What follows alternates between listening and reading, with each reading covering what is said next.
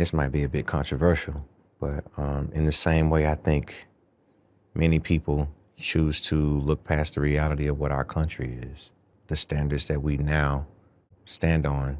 We can't ignore the reality of the history, but in many ways, I think certain people are prosecuted and maybe not recognized for the greatness, that they offer.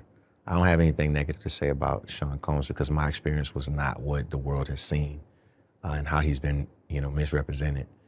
I'm not saying that every man is perfect. I'm not saying that all of us don't have flaws, but I can't, with any sense of humanity, not recognize the valuable contributions that this man made for us as Black entrepreneurs, for us as businessmen, for us as people who transition, culture and ideas into something that's tangible and becomes business. So many people benefited from what he created.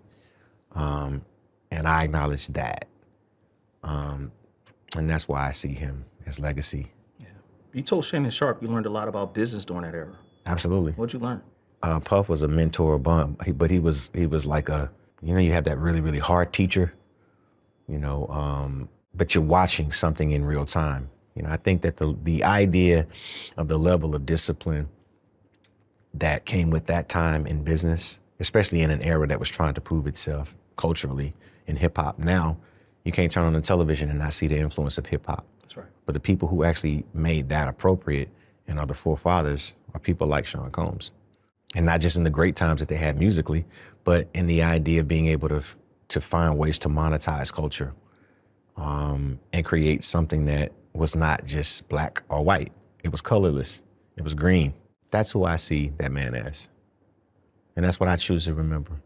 I put respect on his name because I realized that, what I learned as a businessman before I even understood what business was came as a result of seeing the incredible things that he was able to do and the way that he positioned himself as a businessman. There are trials and tribulations that come with the pressures of success and power. But what we choose to do with it is what I hope that you see with me and hopefully all the people that I'm involved with, right?